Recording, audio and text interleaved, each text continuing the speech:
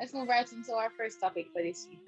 It is covered under the heading Political Insights. So, what are your thoughts on the normalization of predators? And this is our main topic for tonight, but we're not limited to only this topic. If this may be triggering or uncomfortable for some persons, feel free to log off and come back in about 30 minutes or so, because I understand it's a very sensitive topic. All right, so let's get into it. So, who are child predators? So, child predators are typically defined as adults who seek to engage in sexual activity with children. They may use a variety of tactics, including grooming, manipulation, and coercion to gain the trust of children and their families in order to facilitate abuse. So, child predators may have been convicted of a criminal offense against a victim who is a minor. Not in all cases are they convicted, because some abuse goes unreported. So, what are the signs of a child predator? Overly affectionate or playful. They try to create dependency between them and the child. They try to manipulate their victims. Sometimes they stare for long periods of time at a child. It's also called child watching. They will express jealousy or dominance when they feel threatened. So, child predators in disguise. So, child predators in disguise can look like anyone. They may be family members, friends, teachers, coaches, or even strangers. They may also go to great lengths to gain access to children, such as posing as a child themselves, catfishing, pretending to be a trustworthy authority figure, or using technology to hide their true identity. So, long-term impact of child abuse. The impact of child abuse can be profound and long-lasting. It can lead to physical and emotional trauma, social and developmental difficulties, and ongoing mental health issues. So, survivors of child abuse may struggle with trust, intimacy, and self-esteem. They may be at an increased risk for depression, anxiety, and substance abuse. We're going to be showcasing some videos, and again, it may be uncomfortable for some sensitive persons to content. watch. Right, so it may be uncomfortable for some persons to watch. So feel free to just step away if you need to. So turn up your devices. Upcoming videos. Izzy, we wanted to know, how does a predator earn a child's trust? How do they prey right under their parents' noses? Those are the heartbreaking questions from the families of so many victims. Tonight, we're hearing the predators' unsettling stories about how they would protect children from themselves. I took her innocence. I took her ability to be a child. And that was not mine to take. In fact, it was mine to protect. Too often, the people trusted to protect children choose to prey on them instead. Did you know in your head at the time that what you were doing was wrong? Yeah, absolutely. This is a North Texas man who sexually assaulted a child. So you guys had sex? We had a sexual relationship, yes. He went to prison. Now, years later, he's agreed to tell us the secrets of predators as long as we hide his identity. Are you the type of person that parents might look at and say, he looks like a sex offender? No. You're the opposite. Absolutely. In fact, I would be the kind of person that they would look at and say, there's not a chance in the world he would ever have done what he did. Not a chance in the world. Perpetrators often wear a mask of deception. Terry Miller is one of the nation's leading experts on the topic. It's very common for these perpetrators to be teachers of the year and be award-winning coaches. The victim is the only one who knows the monster. I wanted to be the next great mentor to young people. I wanted to change lives. Yet this popular North Texas teacher had a secret. I had a sexual attraction to an underage female. For me, pornography was a big trigger. He sent explicit nude photos of himself to a student. He was later convicted of indecency with a child. The act itself is about as close to unforgivable as you can get. In each story, the predator, the victim, and the ending are different. But both offenders say their stories and the many others like them always start the same. It's what we refer to in counseling as grooming your victim. Grooming is the common practice of breaking down a child's moral fibers. They first rape the child's mind and then in order to rape their body. The predators say the first step is isolating their victim. Creating opportunities to be alone with her, apart and separate from the group, on the bus, sitting together all the time. Then they work to earn their victim's trust. You become the child's confidant. You become the child's confidant. You become their all in all. You become the one that they look to as the one that is going to provide their answers and give them their guidance. So once you earn the child's trust, it becomes easier to push the boundaries. That's correct. Most often, they use texts and Facebook to do it.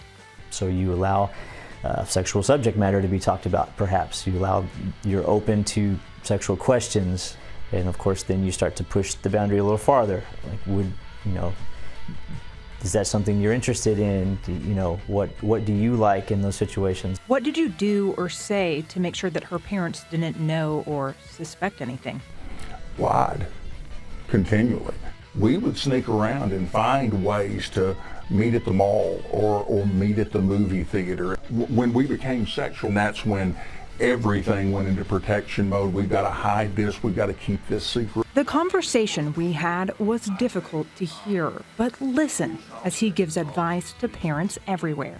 If a parent sees their child spending an inordinate amount of time with a significant adult that is outside the family, that is something to really spend some time looking at. If your child themselves starts talking about another significant adult in ways that you're going, I didn't realize you guys were that close. Any attempt to gather favor, connection is a part of that grooming process. They say the number one deterrent is an adult who monitors the child's electronic communication. Because this whole situation thrives in secrecy. It will never survive in the midst of the light. Well, if you noticed that we did not interview any female predators, let's be very clear. It's not because there aren't any, but because they wouldn't agree to an interview.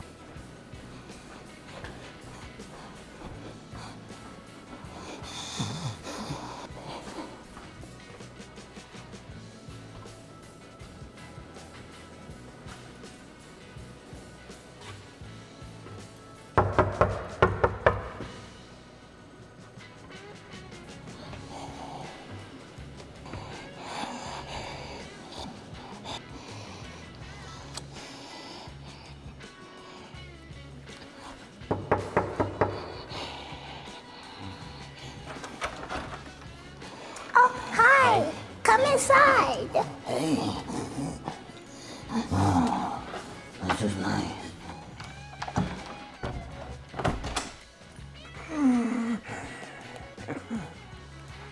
You home alone, right?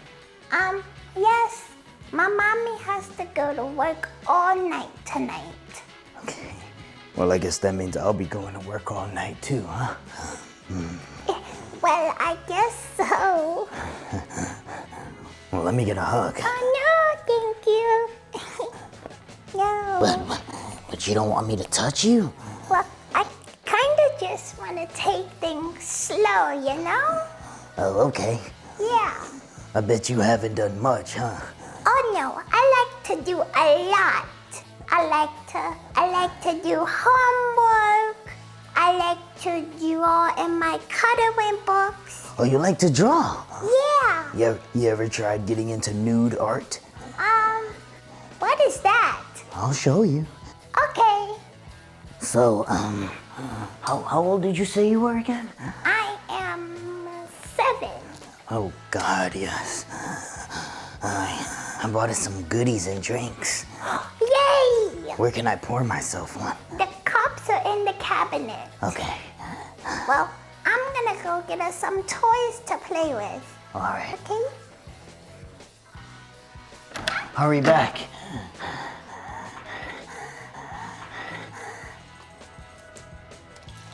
Why don't you do me a favor and have a seat? What do you mean?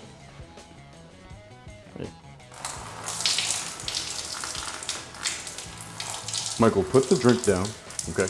And tell me what you're doing here tonight. What is this? What's going on? What are you doing here tonight, Michael? I'm watching him as a favor, as his mother runs errands. Okay, so you know his mother. Yes. From where? From work. You guys work together? Yes. Okay. And can you tell me her name? Sue. Sue. What's her last name? Zan. Zan. Yes. First name Sue. Yes. Last name Zan. Correct. Full name Suzanne.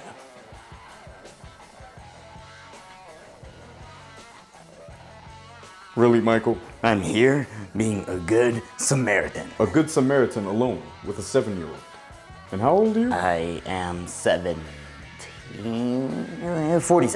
I'm 47. Now, what is a 47-year-old doing alone with a 7-year-old? What? He told me he was 8. Oh my God. You are lying out of your asshole right now, Michael.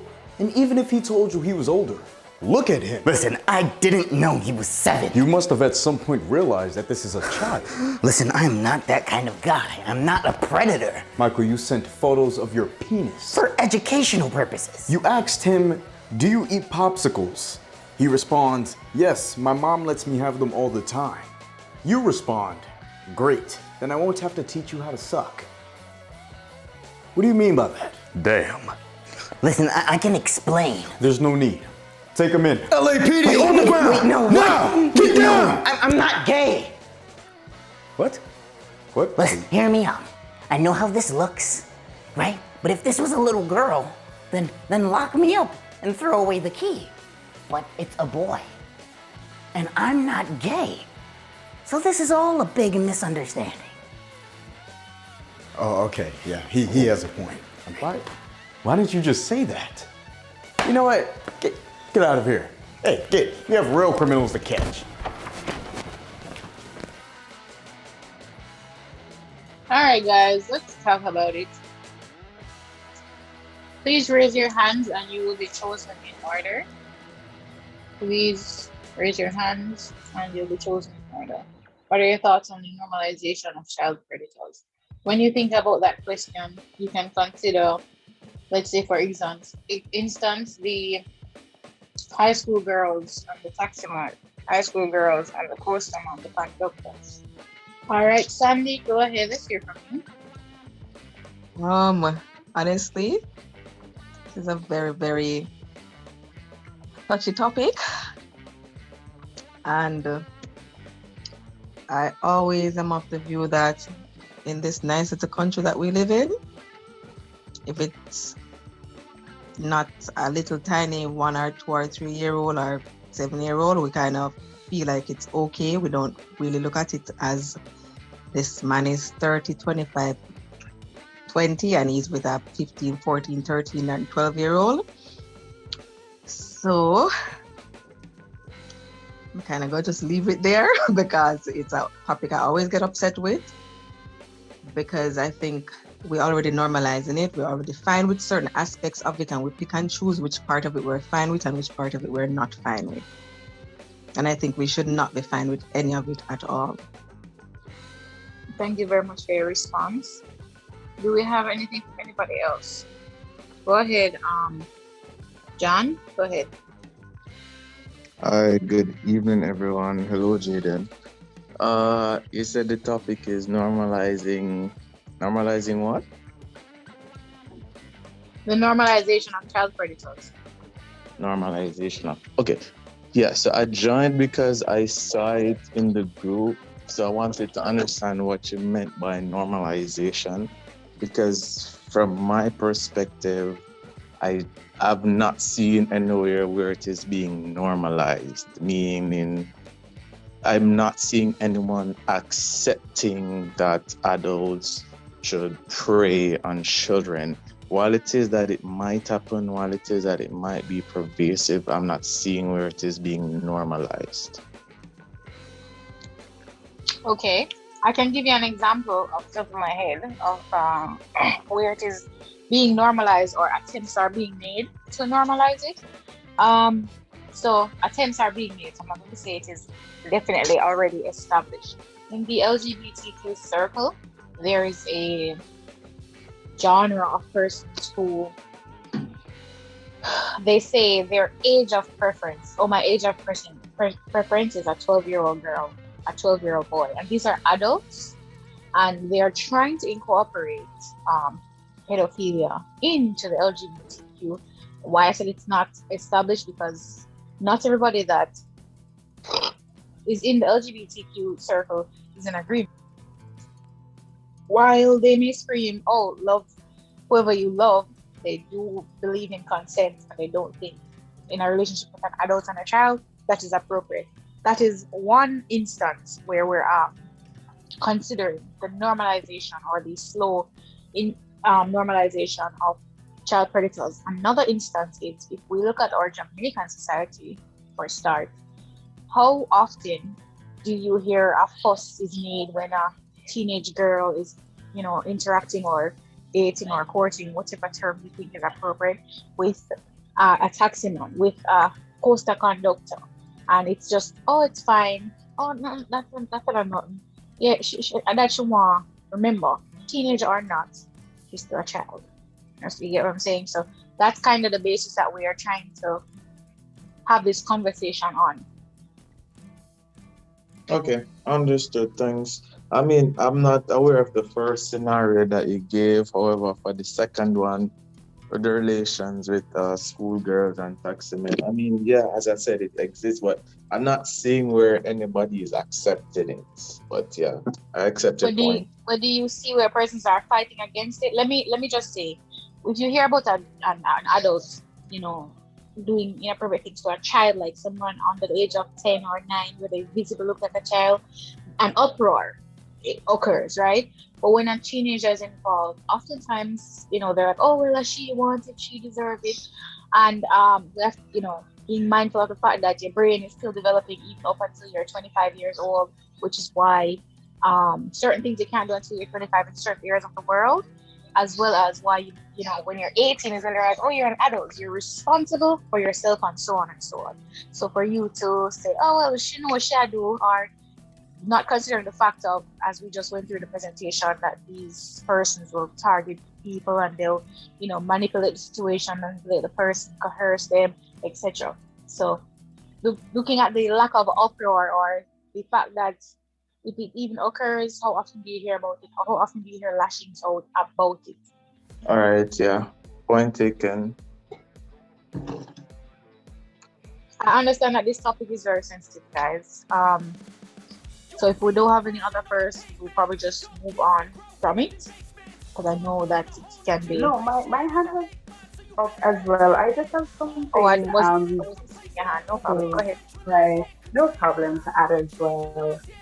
We can also mention where, especially across the media platform and even across the state, where you have persons trying to bring forth some preposition or something in the words to say, where, where their goal is to lower the age of consent. And it begs the question, why are people trying to lower it to 13 and 14 years old? And what this is really basically doing is that you have persons that are performing these illegal acts against children, but they don't want to seem as pervasive as they actually are. So when the age of consent is lower, it really does not make what they're doing so bad if the person is just, okay, 2 years on the newly put in place age of consent. Social media, everybody likes to water down inappropriate, acts against children and so on and so forth. So if it could be a little touch on the bottom or the breast, you have persons online that are saying, well, that is nothing, everybody is touching. My friend touches me on my ass sometimes, on my breast. So those are two things as well I think those are two major things as well that is causing all of this society trying to normalize these things and kind of get you desensitized to all that is flashed across the social media. So that would be my addition to that. All right, thank you so much, Samuel, for your input.